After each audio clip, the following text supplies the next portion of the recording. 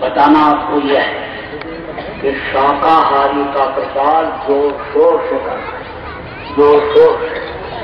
क्योंकि गुरु महाराज ने कहा था कि ये काम अगर तुम कर ही जाओगे तो इसी से तुम्हारा सब काम बन जाएगा। ये कहा था। महापुरुषों की बातों में बात होती है, क्यों केले के पात के बात बात में बात, और क्यों संतों के बात के बात बात में बात। तो आप इस बात को समझो कि ये एक पंजी मार्ग है। पंजी मार्ग जानते हो? पगडंडी। जैसे पगडंडी से पहाड़ पर लोग चढ़ के चले जाते हैं, गाड़ी घोड़ा से तो दूर से घूम करके जाएंगे, लेकिन पगडंडी से सीधे पहाड़ पर चढ़ाई कर लेते हैं। तो पगडंडी है ये लोक भी बनाएगा और ये परलोक भी बनाएगा। लोगों का जान बचाना बहुत जरूरी है, क्योंकि आगे कयामत आ रही है। लोग जीवों पर दया नहीं कर रहे, हिंसा हत्या कर रहे हैं, तो मालिक अब वो बर्दाश्त नहीं करेगा। ये धरती के ऊपर पाप बहुत बढ़ गया। ये धरती कभी भी फट सकती है, ये कभी भी पैमाने से ज्यादा हिल सकती है। तो उसमें बहुत लोग मरेंगे, लाशों पर लाशों का होगा नजारा। और सुनते तो जाओ संदेश हमारा। ये अभी जो आपके उत्तराखंड में हुआ, जाते थे तीर्थ करने तो कहते थे ठंडी में गिजा नहीं मिलेगी, स्वास्थ्य खराब हो जाएगा, जरा सा एक पैक लगा लोगे तो गर्मी रहेगी और आराम से नींद आएगी। अब जब शराब किया और जैसे कुत्ता पागल होता है अपने ही मालिक को काटने लगता है, उसी तरह से जब पागलपन आया तो बहन बहू बेटी किसी को नहीं पहचान पाए कि यह कौन है। सबको पत्नी देखने लग गए। और वो पाप जब उधर बढ़ा पहाड़ों पर, तो शंकर जी ने कहा कि हमारे नाम पर आते हैं यहाँ लोग, आज ये देखो इनके चाल चलन और ये सब जब बिगड़ने लग गए तो अब छोड़ो ये जगह। और वो थोड़ा सा जगह जैसे छोड़े, एक दो रुपये बजाए जैसे, बस कैसे आया पानी, अब कितनों को साफ कर दिया। अब ये क्या है? अभी ये जो समुद्र ने अपना जलवा दिखाया, इधर आपके आंध्रा और उड़ीसा में कितने मरे, कितना नुकसान हुआ। तमिलनाडु और आंध्रा की तरफ उधर अभी तूफान एक हफ्ता पहले आया, अभी आपके बाढ़ आया अमेरिका में, 50 शहर डूब गए, भूचाल आया उसमें मरे, और इधर तूफान आया चाइना में। तो ये क्या है? यह है टेलर। टेलर टेलर जानते? सिनेमा देखने के लिए जब जाते हैं तो पिक्चर वाले जो पिक्चर लगी रहती है उसको तो दिखाते ही दिखाते हैं, लेकिन जब इंटरवल होता है, पानी पेशाब के लिए छुट्टी होती है, तो उसमें आके जो आने वाली पिक्चर है उसको भी थोड़ा सा दिखा देते हैं। तो ये आने वाला टेलर है समय का, ये टेलर है टेलर। समुद्र बिल्कुल एकदम नाराज खड़े, शंकर जी भी मानने को तैयार नहीं थे, लेकिन गुरु महाराज ने कहा वेरा ठहर जाए। मैं तो बराबर प्रार्थना करता रहा, आज भी कर रहा हूँ समुद्र देवता से और शंकर जी से कि जरा सा इनको थोड़ा सा मौका दे दीजिए, समझा लेने दीजिए, और फिर जो आपकी इच्छा होगी अगर नहीं मानेंगे फिर मैं कुछ नहीं बोलूंगा, एकदम चुप हो जाऊंगा, लेकिन थोड़ा सा इनको समझा लेने दीजिए। लेकिन समुद्र देवता कह रहे बार बार इस बात को कि माँ के ऊपर अत्याचार मैं नहीं देख सकता हूँ, माँ के ऊपर बहुत पाप हो रहा है। कौन सी माँ? ये धरती माँ, ये उनकी भी माँ है, हम लोगों की भी माँ है। सुबह उठ करके जिसको प्रणाम करते हो उसके आंचल को गंदा करे, खून रहा है उसको। अब आप उस बात को समझो कि 3 हिस्सा पूरे दुनिया में पानी है और 1 हिस्सा ये धरती है। अब अगर समुद्र देवता ने सोचा कि सबक सिखा रहे तो ये कहीं झटके में ये सब पानी ही पानी हो जाएगा, तो कितने मरेंगे कुछ मालूम। रेत योनि में बहुत जाएंगे, रेत योनि में बहुत चले जाएंगे। रेतों का मुंह बहुत पतला, खाने को नहीं मिलता, पेट ही नहीं भरता, परेशान रहते, परेशान करते रहते हैं। तो आप देखो एक घर में एक प्रेत घुस जाता है तो घर भर को परेशान किया रहता है। और जो बच्चे खुचेंगे एक एक को ऊपर 20-20 प्रेत जब लगेंगे तो चैन की रोटी खा पाओगे। इसलिए थोड़ी सी मेहनत करो, सेवा का मौका आपको मिला है, लोगों को समझाओ और बताओ। अगर ये मान गए तो ठीक है, जब नहीं मानेंगे तब चुप हो जाना।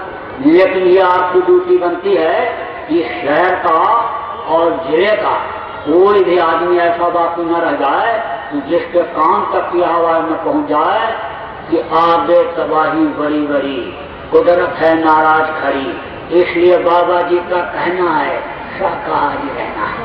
ये संदेश आपका उन तक पहुंच जाना चाहिए कि भाई शाकाहारी सदाचारी हो जाओ, ईश्वरवादी खुदा परस्त हो जाओ, भजनानंदी हो जाओ।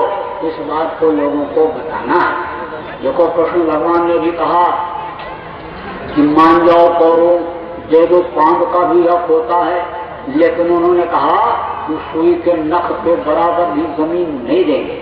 तो 18 दिन में 11 सोनी सेना खत्म, 56 करोड़ यदुवंशी एक ही घंटे में यानी खत्म। तो ऐसे होता। राम ने भी कहा कि अरे रावण तू समझ जा कि दूध भी देगा। और हनुमान गए और लंका जला करके उसको दिखा के चले आए कि दूध में इतनी ताकत है तो मालिक में कितनी ताकत होगी। लेकिन उसके समझ में जब नहीं आया तो 1 लाख पूत और 1.25 लाख माती और रावण घर दिया नवाती। तो आपके पास अभी थोड़ा मौका है, आगे चल के कुदरत आपको मौका न दे और कुदरत ही अपनी लीला दिखाना शुरू कर दे, शंकर जी का ही तांडव शुरू हो जाए, डमरू बजना, तब फिर आप कैसे सेवा करते हो। इसलिए शाकाहारी लोगों को शाकाहारी आप लोग रहना है। मैंने प्रार्थना किया किससे? देश को चलाने वाले 3 पीएम, सीएम और डीएम, यही देश को चलाते हैं। पीएम किसको कहते हैं? प्राइम मिनिस्टर यानी प्रधानमंत्री। सीएम किसको कहते हैं? मुख्यमंत्री, सीएम चीफ मिनिस्टर। और डीएम किसको कहते हैं? डिस्ट्रिक्ट मजिस्ट्रेट, जिसको जिला अधिकारी कहते हो। यही चलाते हैं। इनसे मैंने प्रार्थना किया है, महामहिम राष्ट्रपति से प्रार्थना किया, एमएलए, एमपी और मंत्रियों से भी प्रार्थना किया, देश के अधिकारी और कर्मचारी, सरकारी गैर सरकारी जो भी हैं, सबसे मैंने प्रार्थना किया है और आज भी कर रहा हूं कि आप लोग शाकाहारी हो जाएंगे और शाकाहारी लोगों को बनाइए। नहीं कहीं अभी कोई ऐसा जज आ गया सुप्रीम कोर्ट का जो यह निर्णय दे दिया कि कोई भी सरकारी नौकरी में शराबी नहीं रहेगा और शराब पीता हुआ अगर पकड़ा गया तो उसी समय उसकी नौकरी खत्म हो जाएगी। तब आप ये क्या करोगे? तो भाई अगर सदाचारी शाकाहारी अगर आ गया चुनाव आयुक्त और उसने ये नियम लागू कर दिया कि कोई भी शराबी मांसाहारी चुनाव में खड़ा नहीं हो सकता, अब आप क्या करोगे? अरे आपको अभी मौका दिया जा रहा है कि आप ऐसी व्यवस्था बना दो कि जीव हत्या हो ही ना। आप इस बात को समझो कि मारने वाला, काटने वाला, लाने वाला, मांस पकाने वाला और खाने वाला सबको बराबर पाप लगता है। इसलिए जीव हत्या ना हो ऐसा इंतजाम आप कर दीजिए, यह मैंने प्रार्थना किया। शराब न पीजिए और न लोगों को पिलाइए, शराब की दुकानों को बंद करा दीजिए, शराब की भट्टियों को, शराब की कंपनियों को आप बंद करा दीजिए। कहते हैं आमदनी होती है, देश चलता है उससे। क्या देश चल रहा है ये सबके सामने है। अरे नियत से बरकत होती है, नियत जब खराब हो जाती है बरकत खत्म हो जाती है। एक ही जाति के 56 करोड़ यदुवंशी द्वापर में थे, लेकिन सबको दोनों टाइम खाने को, तन ढकने के लिए कपड़ा मिलता था, रहने के लिए व्यवस्था थी। तो नियत से बरकत होती है। आज उस बात को समझो, बंद करा दो शराब की दुकानों को।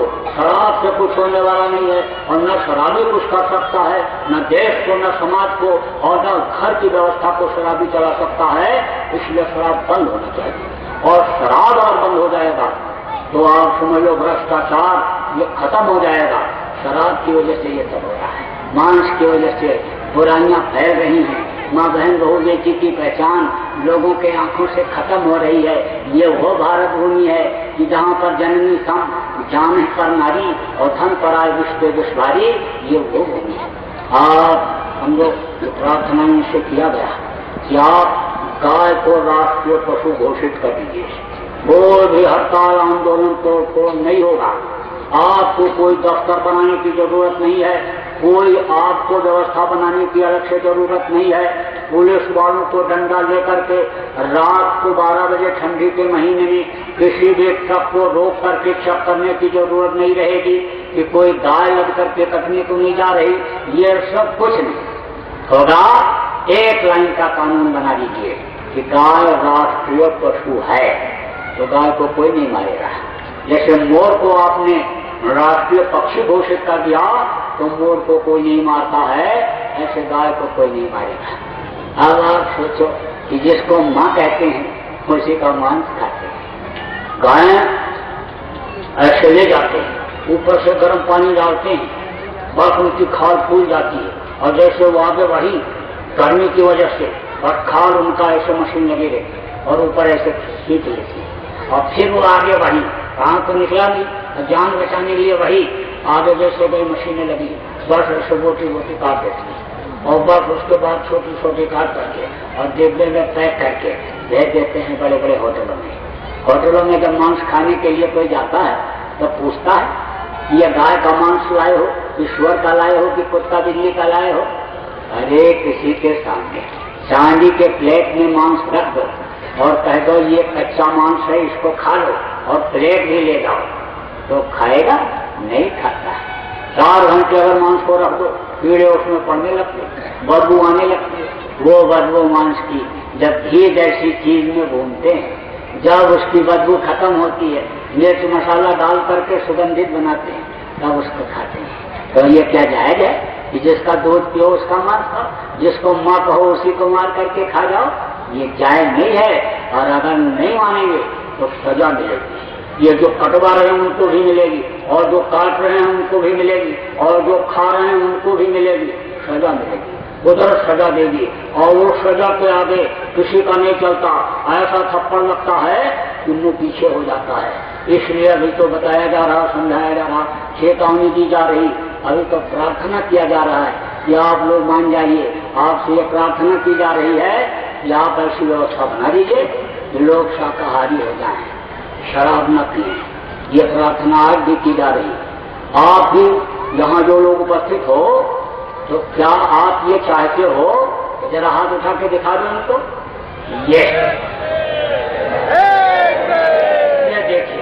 ये देखिए भारी संख्या में ये लोग हाथ को उठाए हुए हैं।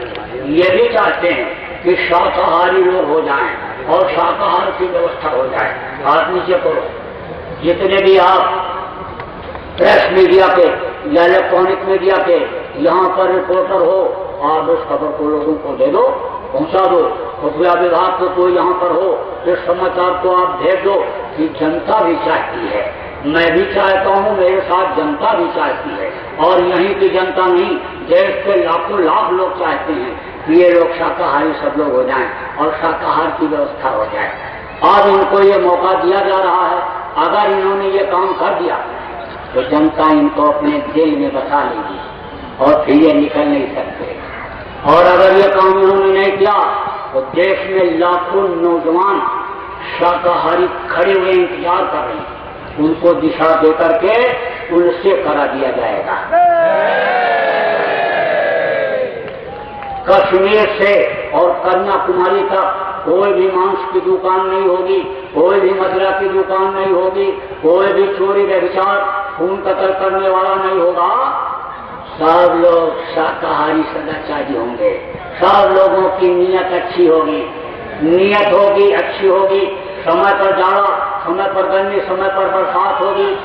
लोगों को खाने को मिलेगा, खाने की कमी नहीं रहेगी। रहने के लिए मकान लोगों को मिलेगा, न्याय और सुरक्षा भरपूर मिलेगी। भारत विश्व का गुरु होता है। भारत का बनाया हुआ संविधान पूरे विश्व में लागू होगा। दूसरे देश के लोग भी भारत में न्याय लेने के लिए आएंगे। जो भारत पहले सोने की चिड़िया कही जाती थी, वो बिल्कुल चरताज करके दिखा दिया जाएगा। जब लोग ईश्वरवादी होंगे, खुदा परस्त होंगे, अपने अपने तौर तरीके से उस मालिक को याद करने लगेंगे, इबादत करने लगेंगे, शाकाहारी होकर के लोगों के अंदर आत्मलाप शक्ति आएगी, तो इन विदेशियों के सारे मंसूबे फेल हो जाएंगे। जो ये कह रहे कि मैं एटम बम बना रहा, परमाणु बम बना रहा, मैंने कीटाणु बम बना लिया और भारत के लोगों के लिए छोड़ूंगा और वो कीड़े जाएंगे और उनके दिल दिमाग को खा लेंगे, कलेजे को चाट जाएंगे, लोग मर जाएंगे, कुछ नहीं होगा, कुछ नहीं, बल्कि वो उन्हीं के ऊपर वापस जाएंगे। ऐसी व्यवस्था हो जाएगी। ये सब हमको दिखाई पड़ रहा है, ये सब हमको अनुभव हो रहा है। अभी तो मौका लोगों को दिया जा रहा है कि आप ही इस काम को करके दिखा दीजिए, और नहीं कर पाएंगे तो नौजवान हमारे तैयार।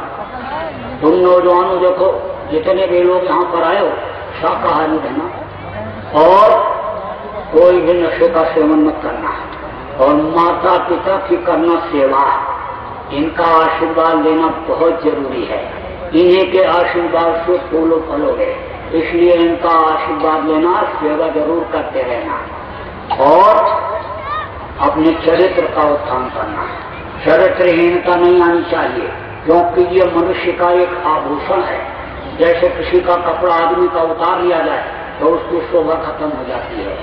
जो औरतें जेवर पहनती हैं तो उनकी शोभा बढ़ जाती है, उतर जाती है, कम हो जाती है। उसी तरह से मनुष्य का एक ये आभूषण है। Money is loss, nothing is loss, health is loss, something loss, that character is loss, everything loss, सब खत्म। इसलिए चरित्र का उत्थान रखना। मेरे दिमाग में योजनाएं नौजवानों के लिए, व्यापारियों के लिए, कर्मचारियों के लिए, काश्तकारों के लिए, ये सब योजनाएं हैं। अब मैं ये देख रहा हूं कि ये लोग कितना क्या कर रहे हैं, और नहीं तो योजनाएं समय पर लागू की जाएंगी, जिससे सबको लाभ और सुख शांति मिलेगी, और लोग आध्यात्मवादी ईश्वरवादी बन जाएंगे, खुदा परस्त बन जाएंगे। तो मैं अब थोड़ी देर आपको जरा सा ध्यान और भजन पर बैठा करके सिखा देना चाहता हूँ कि आप सीख जाओ कैसे घर में करना है। वैसे तो पुराने लोगों से मिलते जुलते रहना, इनसे समझ लेना, ये आपको समझा देंगे, बता देंगे, लेकिन यही सब सिखा देता हूँ, यह सब करा देता हूँ। देखो, कपड़ा डालो ऊपर से, धोती दुपट्टा जो भी आपके पास में ओछा फाल है, यहाँ तक ढक लो, मुँह ढक लो, यहाँ तक ढको, और पालती मार करके बैठो, आँख बंद करो, मुँह अंधेरे में एक जगह पर दृष्टि को टिकाओ, मन को रोक करके बैठो। जब कहूँगा तब खोलना, बैठ जाओ, मन को रोकने का अभ्यास करो, और आंखों गलियों को हिलने से रोको, बैठ जाओ भजन पर। जब कहूँगा तब खोलना, बैठ जाओ सब लोग, सीख लो कैसे करना है घर पर।